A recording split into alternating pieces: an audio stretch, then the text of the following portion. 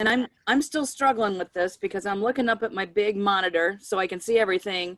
But my Started. So, like I said, my name is Rita, and I am the Program and Technology Specialist here for the Wood County Committee on Aging. I want to welcome you today and welcome our special presenter, a friend of mine, Sandy Wiechman, and she's from Wood County Safe Communities, and she's the coordinator. And today we're going to be talking about traffic safety. And then we were supposed to have a presentation last month, so we're going to mix in a few things from that for safe winter driving. But Sandy, thank you for being here. Thank you for accommodating us in this virtual world. And Absolutely. Yeah, take it away. All right. Well, thanks everybody. And bear with me. This is my first virtual program. So I thank you for coming. I'm really excited to be here. For those of you who don't know me, Sandy Wiechman, I am an original Wood County person. Grew up over in the Wayne area, Portage Township. And then I moved in here into Bowling Green a few years ago. I did 30 years in law enforcement and I retired in 2012. And now I've been doing traffic safety ever since and absolutely love it. Creepy COVID has made things a little difficult this year, but we've been trying to go through that. I've been learning lots of things about virtual things and how to make different things for social media, handouts, presentations, all that good stuff. So, you know, we didn't have our normal things this year. We didn't do rides at New Year's. We haven't had any of our kickoffs, the fair, anything. It's just been a weird year. So I apologize I wasn't here last month, but I unfortunately had the creepy COVID and I couldn't talk, couldn't breathe, nothing. And I felt so bad. I had to cancel and I called Rita and she's like, I can't hear you. So I knew I had to cancel. So I'm really excited to be here today. Little sad news in my world. I was supposed to have Lieutenant Angel Burgos with me today, but today is his last day at the Bowling Green post, and he is going to another local post, which is home for him. So I'm super, super happy about that, but I am just a basket case thinking about it, as you can tell. Just finished a post a little bit ago on social media, so I've been like, okay, get it together.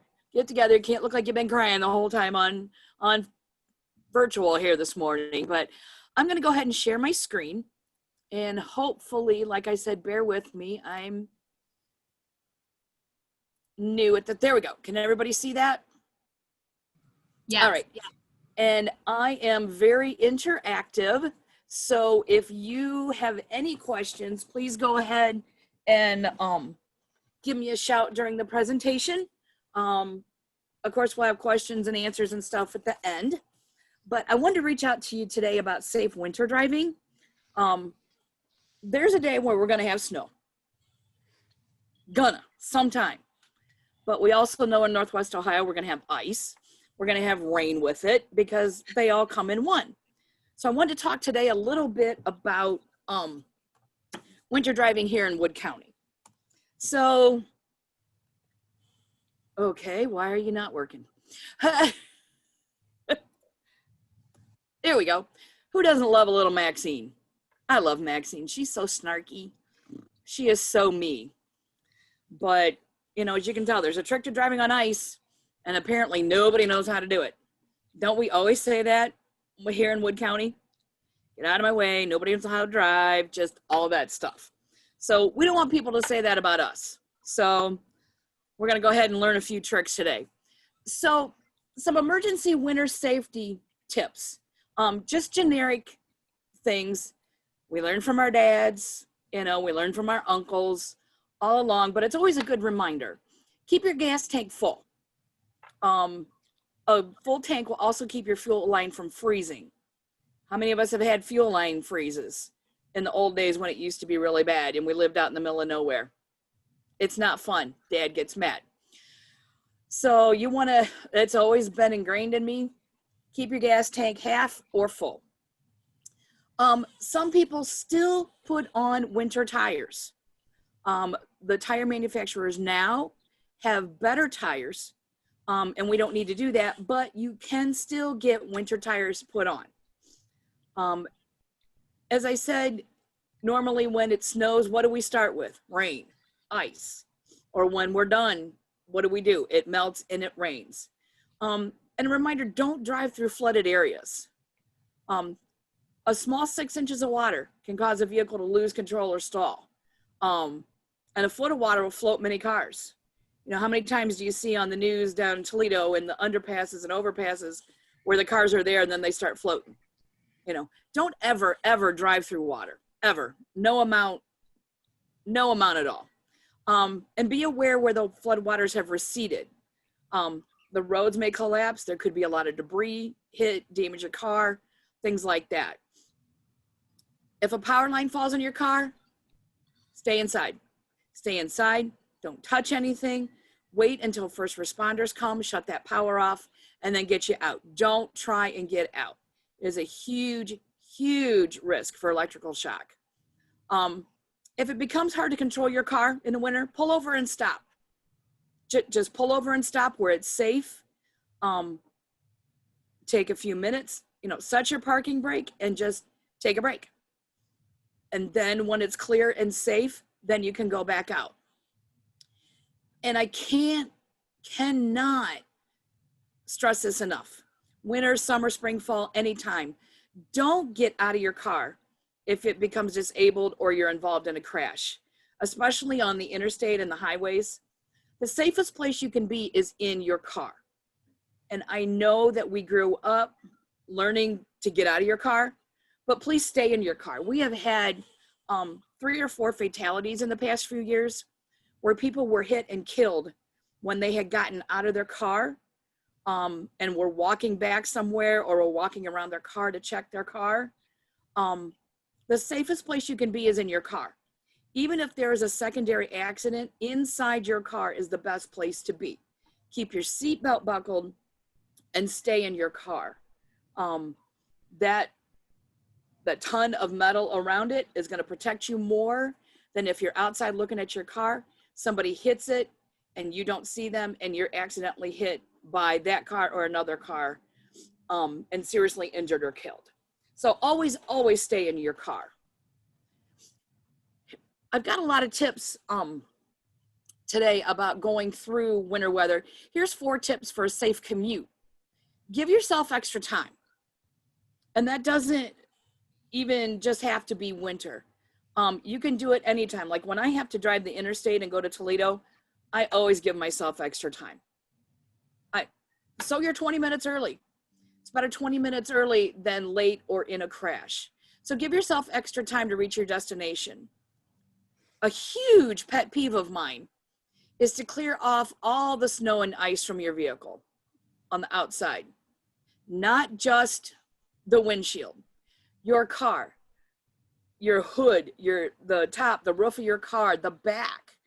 Clear that all off so you have a clear path to see. How many have driven down the street and hadn't cleaned off the hood of your car, which cleaned off your windshield? What happens? All that snow comes back up and you're starting all over trying to get the snow and ice off. Or from the car up in front of you. Exactly, from the car in front of you, or they're driving and the snow comes off their roof. And it's like, bam. So take those extra few minutes just to get all the snow off. Always have a good brush with you so you can reach the top of that roof. And you can do that. And turn your headlights on, completely on, before going out on the road. I know this is a car fit discussion we have all the time. How many of you have automatic headlights on your car? How many know if your tail lights work when your automatic lights are on? Betty, you don't count. I know you know. Check sometime or get with me and we'll do a car fit on your car. There are some manufacturers to where your headlights are on, you know, your automatic headlights are on, but your tail lights are not on, your rear markers are not on. So it's always good just to turn your headlights on and then you know that your rear lights are on, you know, your turn signals and everything. And what's going to happen if you get out of the car and you forget to turn your lights off? It's not going to shut up, is it? It's going to ding until you turn your lights off. You know, it's not like the old cars where you just, you know, you got out and, oh, phooey, I left my lights on, my battery's dead. It's going to let you know. It's going to let you know. And allow extra room between you and the vehicle in front of you. You know, for, you know, ice, you don't know what's underneath the snow and everything. And black ice, you don't know. Another tip I want to tell you is if you're going to be on the interstate or if you're going to be traveling out of state, go to Ohio Department of Transportation's website called ogo.com. It's www.ohgo.com. And on there, you're going to see a lot of things. Oh, I guess I can pull it up here, can I? Ha! I keep forgetting there's things I can do. It's one of the best perks about doing virtual programs. Yeah. Yeah. Okay. Are you seeing my OGO app now? Nope. We're still on the 4 tips, at least for mine. Okay. Yep. Like I said, I'm getting used to this here. All right. All right, there we go. This is OGO. And this is the most wonderful thing ever, especially for us techie geeky people. This is the home screen for OGO. And you can go to Northwest Ohio and just click on it and see what's going on. Over here you have real-time traffic of what's going on. You've got bridges closed, ramps are closed, and that tells you that. And it also tells you that by this little construction link there.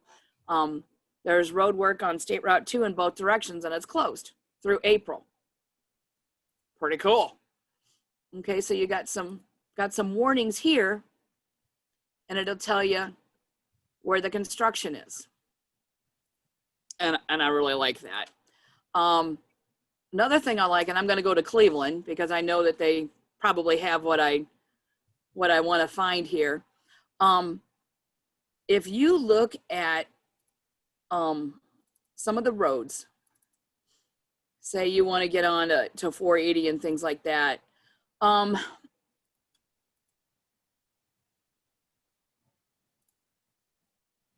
oops, that wasn't it. And it might be just on the app. On the app itself, if you click on a road, there is an indicator that gives you weather conditions, and it'll tell you the temperature of the road. So you'll know if the road is freezing or the road's not freezing, black ice, and it does it here in our area as well. But I figured I could just pull it up on Cleveland since we know that's always icy and crappy, but of course I can't. Wow, we don't want to travel 490 through here, do we? There's construction there, roads closed. Construction there, the road's closed. So it's a wealth of information. And like I said, you can see the whole state.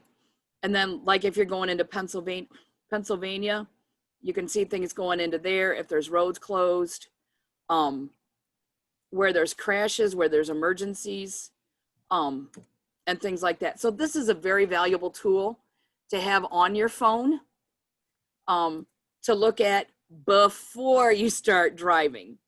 You don't want to look at it while you're driving or have your passenger look at it, or you can look at it while someone else is driving. But it's just something else to help you have a safer trip to where you're going. So let's get on here, see if I can, there we go. Okay, let's talk about some things to keep in your car in the winter. If you're like me, you don't drive in the winter. You don't drive in the dark. If it's gonna snow really bad, we don't go anywhere, do we? Unless we have to. There's no need. But I still have a lot of these things in my car, just in case. It's good to have an ice scraper, shovel, extra clothes, a blanket, you know, all the things that you think about that you should have. Rock salt, sand, or kitty litter. If you're on a budget, you grab the kitty litter. Number 2, it's in a jug you can carry. You can keep it in your vehicle and it doesn't spill. Your cell phone and your charger. Bring all your adapters for your charger. A lot of us now, you get the chargers. Oops, I just unplugged the wrong thing.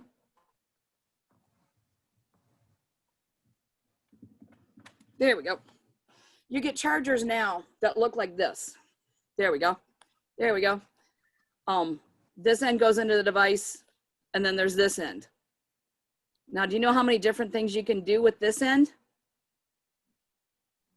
You can plug it straight into your computer. A lot of people have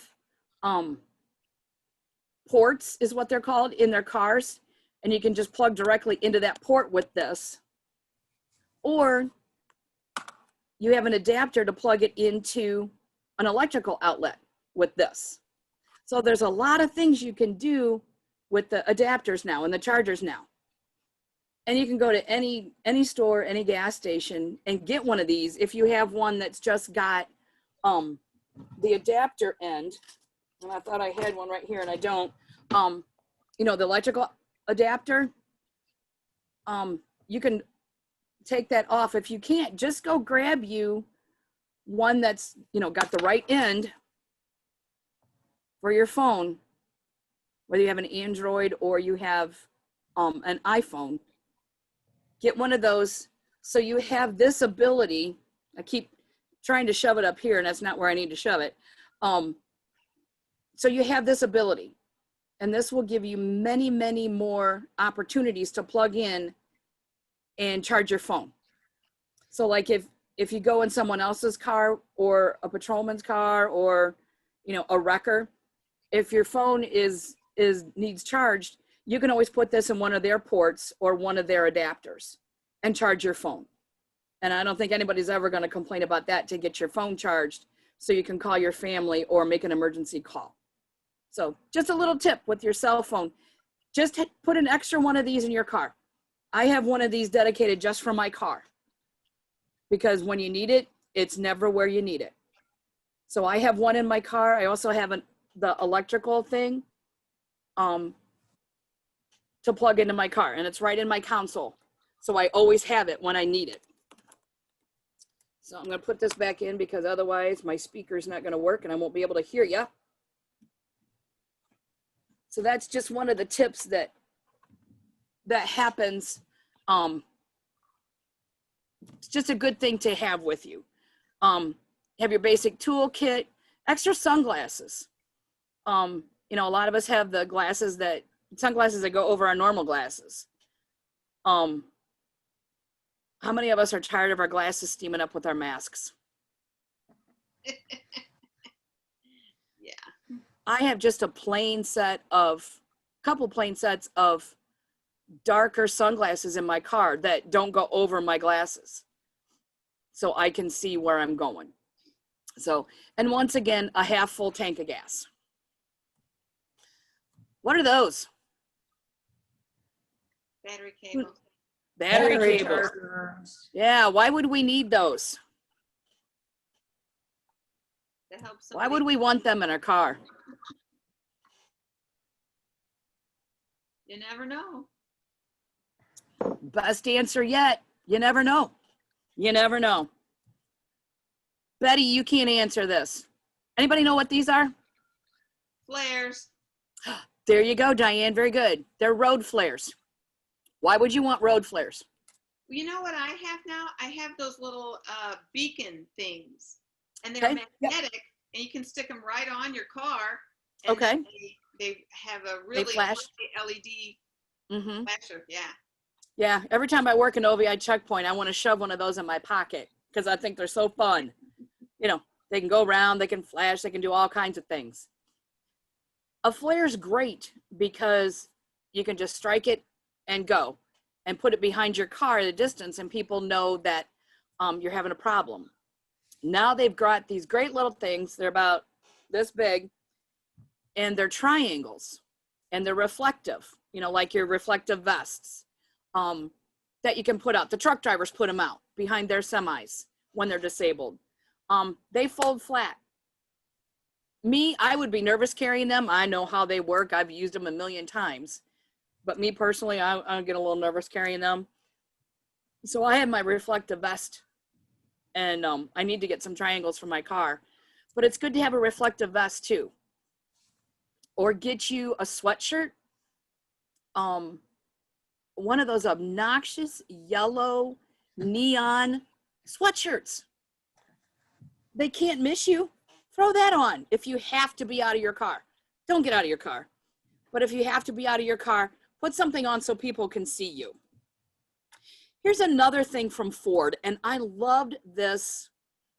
I love this graphic. Can everybody see the graphic pretty clearly? It's got some things that you don't think about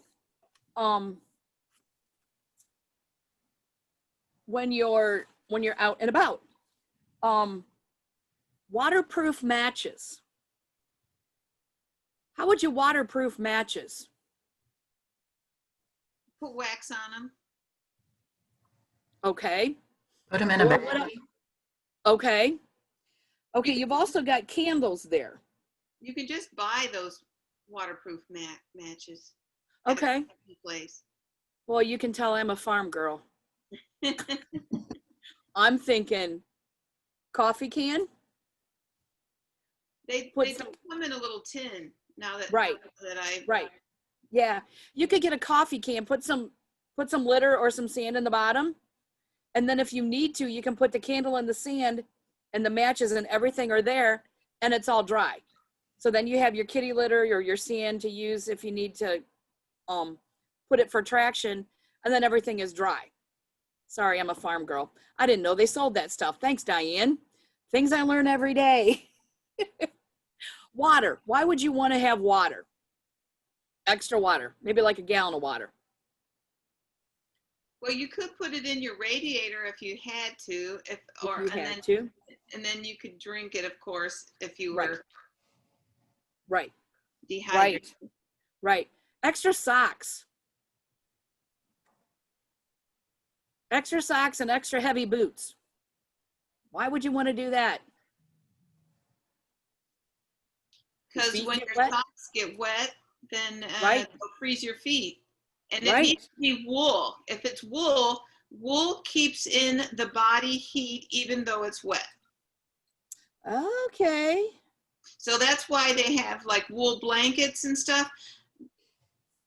But the second choice would be those sun things. But if it's at night, that Right. do that. Now I'm going to show my age here, and you can laugh at me hysterically. What about throwing in some bread bags and some baggies? Just saying. Oh, I remember. So you won't get a soaker. Keeps your feet wet. You could put them underneath your mittens. Keep your hands dry. Things like that. Things these young kids don't know about and never had the pleasure of having Wonder Bread wrappers on your feet. Yeah. And then your feet sweating and getting wet, and then the red and the blue and the green dots went on your socks, and you got in trouble. Energy bars. Energy bars are a great thing. And extra footwear, we talked about that. But having extra things like that, yes, you can buy a kit, and kits are great. But having those extra things, I mean, everybody knows about a jack and all of those things, but hat, gloves, blanket, water, energy bars, a candle, matches, things like that will help you out in the long run. Here's another example of a great kit. Bungee cords, zip ties. It has the window punch there. And if you've been with me on CarFit, you know how I am with the handy bar, which also has the punch and everything as well. You know, the toe strap, you may or may not need the toe strap. But it's good to have someone else may need it. Fuses for your car, you know, we don't really get into that too much anymore, but it could be good to have. Somebody else may know how to use them and do that for you. This little thing right here, and I don't know if you can see my mouse. Well, whistle. Well, whistle. Yes. I thought that was a great idea. And above it is electrical tape or duct tape. And a crescent wrench. Why a crescent wrench? Oh, to get the things off of your tire better. You could do that. And it's adjustable. So you don't need a specific size. It's adjustable. The farm girl coming out in me again.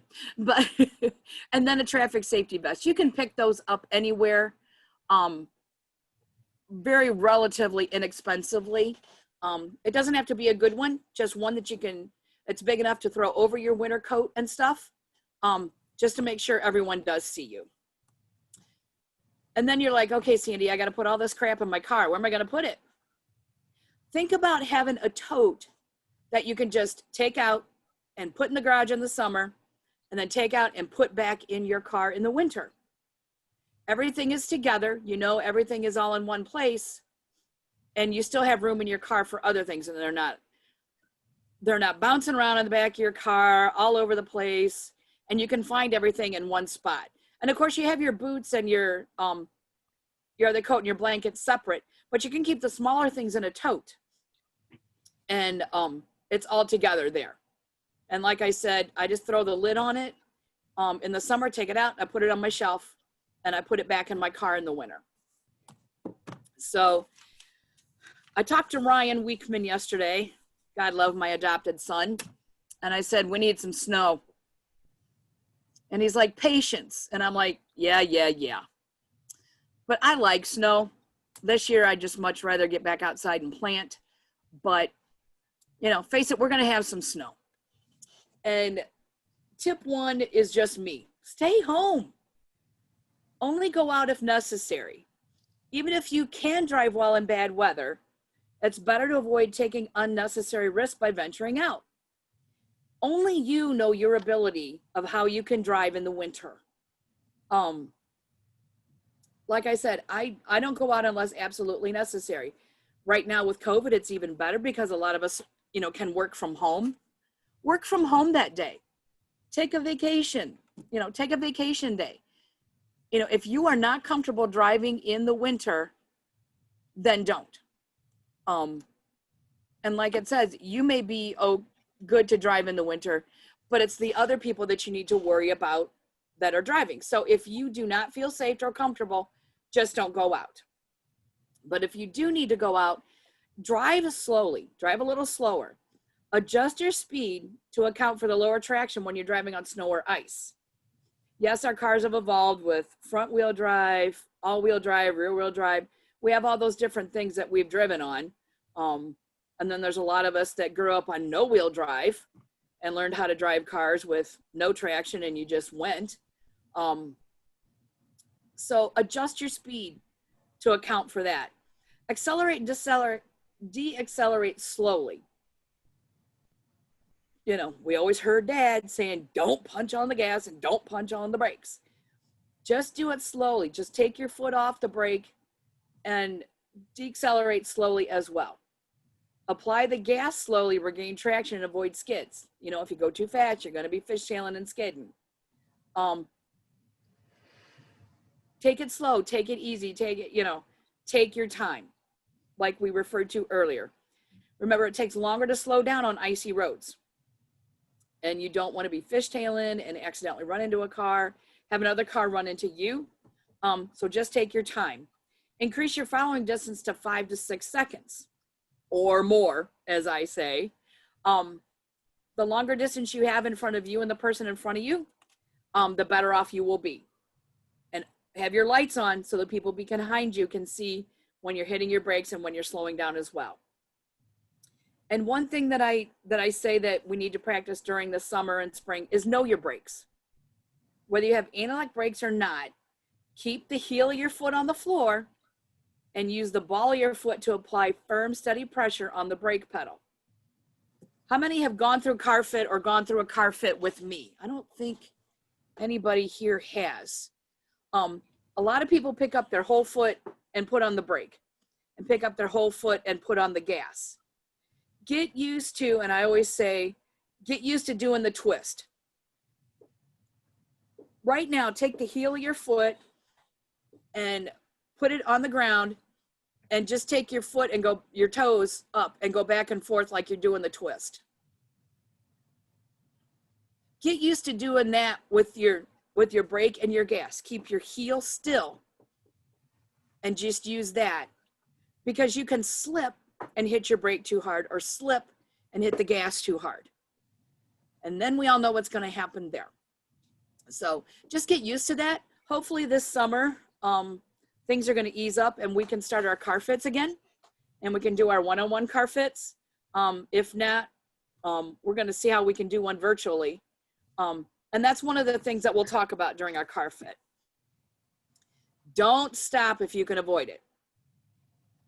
There's a big difference in the amount of inertia it takes to start moving from a full stop versus how much it takes to get moving while you're still rolling. If you can slow down enough to keep rolling until a traffic light changes, do it. Of course, you know, you got to stop. My first car did not like winters at all. And I could not stop, or it would stall and not start again. So I remember being on Washington Street trying to come in to go to the sheriff's office when we were still downtown, and there was a ton of snow, and it was deep, and there was ice, and my car kept wanting to stall. So I had to keep going or put it in neutral to keep going so it wouldn't stall. And I remember that light at Washington Street, just praying that thing would turn before I got there. So just keep moving, you know, be cognizant of everyone around you, but do that. We don't have a lot of hills around here, but if you're driving where there's hills, don't power up. You know, if you're going to apply extra gas to get up that hill, you know you're just going to spin. And then when you get to the top of the hill, reduce your speed and then just go down very, very slowly. And don't ever stop when you're going up a hill. There's nothing worse than trying to get moving on a hill and it's icy and you're stuck. So get your inertia going on a flat roadway before you go up the hill. How many look like that when we're driving?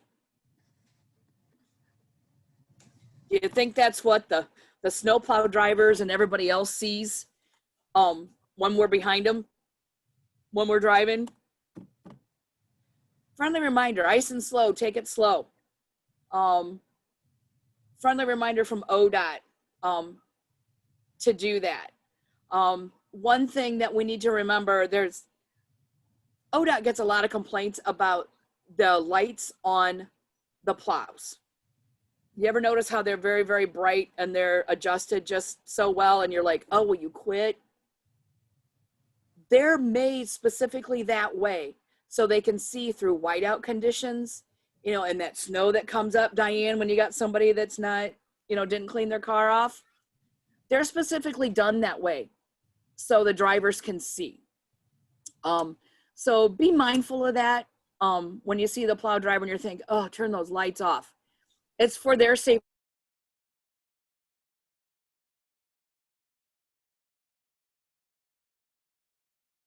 There is the link to ODOT, and that's to District 2, to our district. And I can always send that out to you. Rita will have a copy of this that she can send that link out to you. But there's a lot of good information on there. And if you ever have any questions, Kelsey and Rebecca are always glad to answer your questions if you call. You know what's the nice thing about winter weather? Yeah, neither do I. I used to, you know, when I like to go out and play in the snow with the animals and stuff. And now I'm like, yeah, I'm over it. I'm gonna plant flowers. How many of us feel that way? It's like, ugh, winter, is it ever gonna end? Is it ever gonna end? It will. We know spring will come. You know, we're in the January right now where we're getting spoiled with a little bit of sun out the window, but we know it's going to snow. We know it's going to rain. We know it's going to be dark for days on end. So we need to do things to keep our minds going, keep our mind engaged, thinking about the sun, thinking about what flowers we're going to plant, getting out, walking, doing all those things, getting out in the parks, and doing things like that. So we know winter's going to end. But while we have to go through winter, let's do it safely and securely. When you're out there, think about everybody that's around you, the ones that are plowing snow, the ones that are doing construction, but think about your tow truck drivers. Think about fire, EMS, and law enforcement when they're doing what they need to do on the roads. Give them a wide berth. Give them a very wide berth. Move over, slow down, go right for sirens and lights. All of those things, we all know those. But especially with the snow, slow down. When you see them, slow down. If you see them ahead, slow down and move over, and go by them slowly. Because number one, nobody wants to be sprayed by snow and ice and slush. And if you're going too fast, you run the risk of running into them. And we don't want to do that. So always be cognizant of that. So that is it for the presentation. Are there any questions? Did I make my 45 minutes, Rita? You did good. Like I said, hopefully creepy COVID is going to be over and I can get back in the centers and see everybody in person, because I'm really missing it. Really miss seeing everybody in person and coming and playing cards and laughing and giggling and having lunch with y'all. And I really, really want to start the car fits again. I want to start the one-on-one car fits where it's just you and me,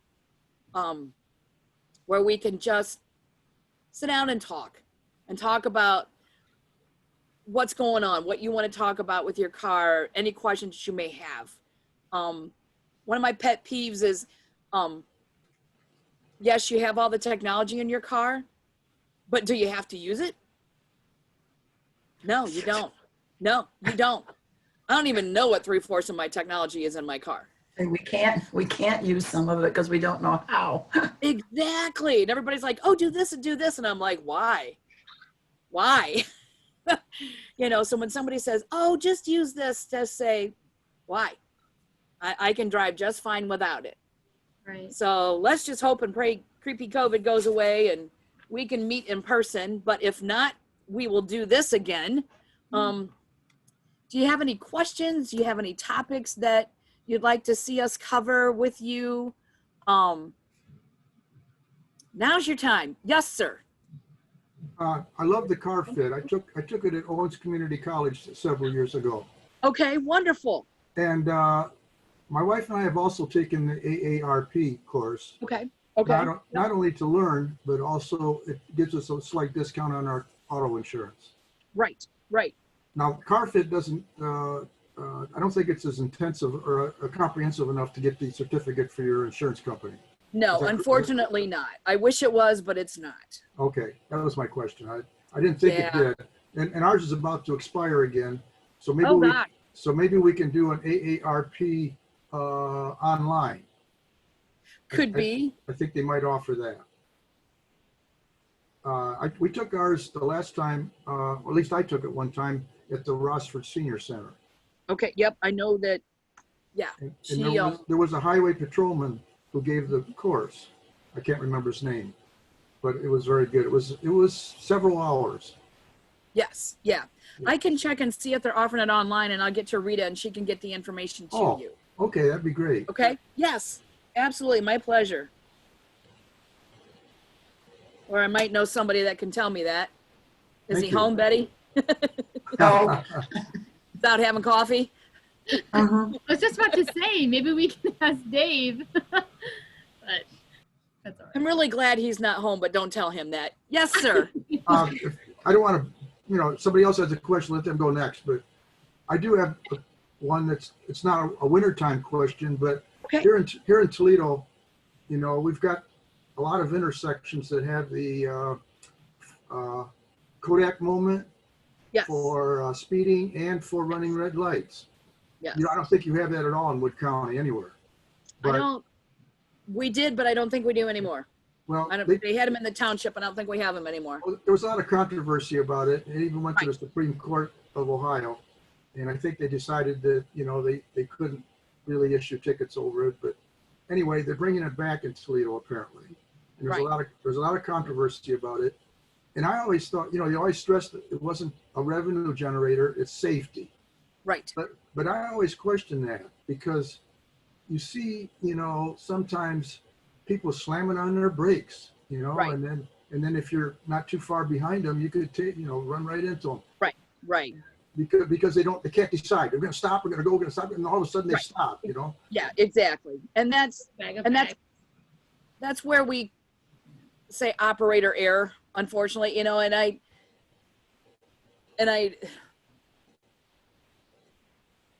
don't know how to say it. You stop real fast and I run into you. I think you should be part of the fault and cited because you stopped so fast, but yet I'm the one that didn't maintain the sheer clear distance and ran into you. That's Right, where I right. go on it, but Sure. looking at the law, I'm at fault because I ran into you, even though you're the one that stopped like an idiot, Yeah. I haven't seen any safety studies where they've actually come up with the statistics, as far as number of accidents with camera, without camera, that sort of thing. So I'd like to see an objective study on it. Right. I might have one buried. I can look. My thing as a safety person, whatever I can do to save one life is what we need to do.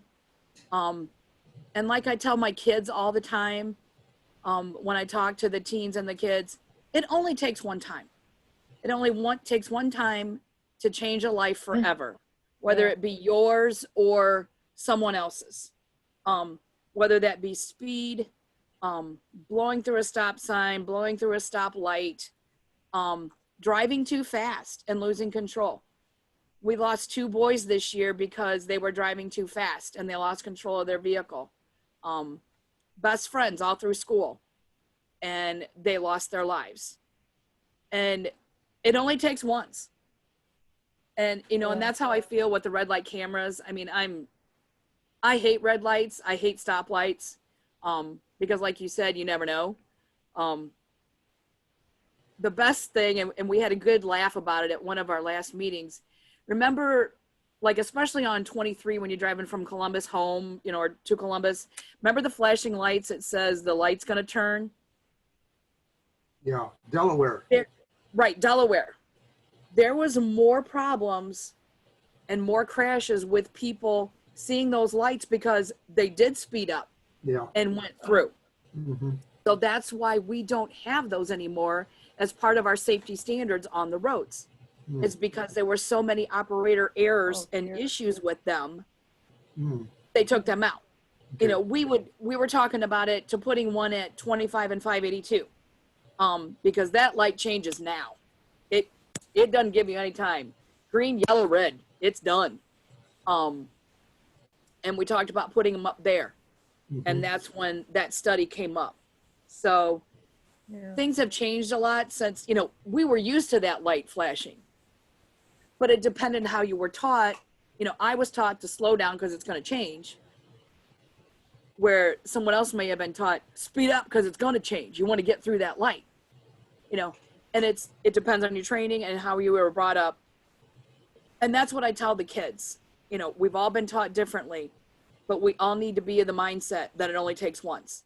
And we need to change our behaviors now to make it safer, not only for me, but for you when I'm on the roads. So that's kind of how I look at red light cameras. I mean, they're a pain. I know my niece got one and it wasn't her. Wasn't even her car. And they had a different car and she was either behind him or ahead of him, and the camera got her plate, but the other car. So she got, she goes, that's not me, So I know that there's an error factor. But I think I do have a study on that. If not, I will call my engineer, ODOT, I think he has one, and I'll get it to Rita to get to you. Thank you. Oh, you're welcome. Yes, When- Diane. When there's that error factor like that, then what did she do? Did she have to pay, or was there a recourse? No, she proved that it was not her car. Oh, You know, she's got an SUV, like a Chevy SUV, and it came back on like a Ford or something. And she's like, this is what I have, you know, so they dismissed it. okay. That's good. You know, they're just really weird with all of the margin of errors with those. And I think that's where a lot of the complaints come in. But, you know, you still have the factor of everybody speeding up or they're slowing down. And in Lucas County, there is a terrible fatal crash and injury problem there, especially with pedestrians. So they really, really need to work on things with that. So I don't know. But yes, sir. What do you think of maybe, I know it's a state by state thing, but Yeah. we're just talking about Ohio. Driver's licensing for older people. Maybe they need to have actual driving tests when they reach a certain age. Right. What do you think of that? I personally feel that, only from family history. I myself try not to drive at night. I have some issues that I have a terrible time driving at night, and I'm 56. You know, and who at 56 wants to say they don't drive at night? And the Or eye exam is so can't easy to drive at night. pass. The only Right. Oh. physical test they give you when you renew your license is your eye exam, and that Right. you could be half blind and still pass a thing. Exactly. You know, and I personally think we need to do that. Even a review of skills, Yes. like maybe once every 3 years, you know, after a certain age, and then Mhm. every couple years or every year after like 80. There are some 80-year-olds that drive fantastic. And there's some 80-year-olds that, dear Lord, give me your keys in your car. Are we going to get there? I don't know. Should we? I think yes, especially with doing car fit and seeing ones who should not drive. It's scary. But the hard thing is I can take your driver's license away and your keys away. You still got a tractor, so you're going to drive your tractor. So we take the keys away from your tractor, you still got the lawnmower. You drive the lawnmower. Do that, you've got the ATV. You know, so there's always a way. We had a gentleman that they took his car and he drove his tractor. And, you know, unfortunately crashed his tractor. It was a very severe crash. It's sad because he wanted to go. And that's where I tell people in car fit, start talking now to your family, you know, or your best friend, you know, Betty, you know, when do you go get your hair done? You know, things like that. What's important? Let me take you to the grocery store. Well, I go to the grocery store on Tuesday when it's double coupons. Okay. Let's see if we can go on Tuesdays. Well, I get my hair done on Wednesdays. Well, what about if we went on Fridays? We got your hair done, went to the grocery store, and went to dinner. Well, I suppose they're not driving, but they're still getting their hair done, going to the grocery store, and going out to eat at Bob Evans. You still have things. So have those talks with your family of what's important. I always use my aunt as an example. You know, she was at church at, 7 in the morning on Sundays and came home at 12:30, went to Bowling Green to eat at Bob Evans, come home, went back to church, come home, went back to Bob Evans, and then come back home. Fine. But then it got to where she shouldn't be driving on Route 6. She was a danger to others on Route 6. So I got to where I would take her out on Sunday nights to eat without fail. It was every week. But but I knew what was important. And I didn't feel bad as she drove from Wayne to Bradner. But it was from Wayne to Bowling Green that I got nervous. So I always took her to Bowling Green. It wasn't good from Wayne to Bradner, but we had enough eyes and enough people knew her, how she drove. And then they would watch her and follow her, and then I would hear about it. But, you know, talk to your family now. Let them know what's important. Let them know what you want to do. You know, do I need to go get my hair done on Wednesdays? Well, I suppose I could go on Fridays. You know, make a compromise, do things like that. But talk that over with your family, you know, and to the point of, I'm not going to drive at night and I'm done. I will drive during the day. And I will only drive from here to Perrysburg and back. I won't drive to Toledo. I will have someone else drive me to Toledo. Have those conversations with your family as well. If there's someone that you ride with on a regular basis and you see that their driving is starting to falter, have that hard discussion with them. It's a hard discussion, but have it with them and say, for your safety, for our safety. You know, don't say you're a terrible driver just for your safety. Yes, Diane. There was a wonderful YouTube video, and a lady was talking about dementia and how to talk to people who are getting older and they're not quite as good as they used to be. And she mentioned the driving.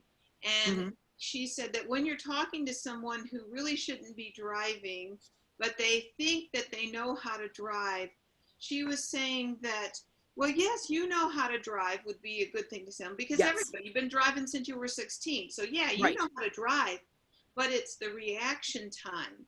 And it's the, you know, what to do if this should happen that is going to catch them. And that's what she said to mention to them. So yeah, we know you know how to drive. Oh yeah. But what if, you know, and then someone pulls out in front of you, or what if this happens? And then they start to realize, oh, that's right. I wouldn't be very quick at doing that. So maybe I shouldn't be driving. Right. Yeah. Great info. You always need to be positive. And especially if the dementia is starting, get with a professional to help you work through that. And that will take a lot of the frustration out of it. So any other questions? I know Rita's going to give me the here in about a minute. I got one. Yeah, Betty. Sorry. That's all right. Getting back to the flashing light when the light's going to change to red. Yeah. Is that, there's still one in Fostoria. So is that discretionary? Do the municipalities have their own rules on all of that, or? There are still some in the area, and they will be taken down when they work on the road. They're not just going out and pulling them unless it's a traffic safety hazard. You know, it's proven to be a hazard and causes problems, but they probably won't take that out until they do construction in that area, and then they'll take them out. It's where 23 goes off of 18, and there's a viaduct there. So maybe they'll never will take that out. They probably never will, because that is such a hazard there. Until they redo that intersection and make it safer, that one will probably stay up forever. Yeah, I wondered because places where and I knew exactly where you were talking when you said Fostoria. Yeah, I go through it all the time. Oh gosh. So, well, thank you so much for your attention, your questions. I hope it was helpful. Thank you for being the guinea pigs for my first one. If you have any questions, my contact info is there. Give me a call, email. Our website and Twitter is very active. We have that. I also have the Highway Patrol's Twitter page up for our area, and also the Committee on Aging's Facebook page, which you all know that. So nice, Sandy. Thank you. Absolutely. It was my absolute pleasure. So I'm going to turn it back over to Rita, but I'm going to hang on until we're done. So. Well, thank you again, Sandy. We sure do appreciate Absolutely. Thank it. you. And thank you everyone for joining us today. If you haven't joined any of our other virtual programming and maybe you don't get our emails yet, we do have a weekly email that goes out every Thursday letting you know the upcoming events for the next week. So it includes the Zoom information for easy clicking to join on when it's time. And then visit our YouTube channel for any of our prior recorded VLA, Virtual Learning Academy presentations. So if you do not get our emails, I'm going to send out the information that Sandy had today. So hang on and we'll get that information. But otherwise, thank you. Absolutely. Thank you. How to register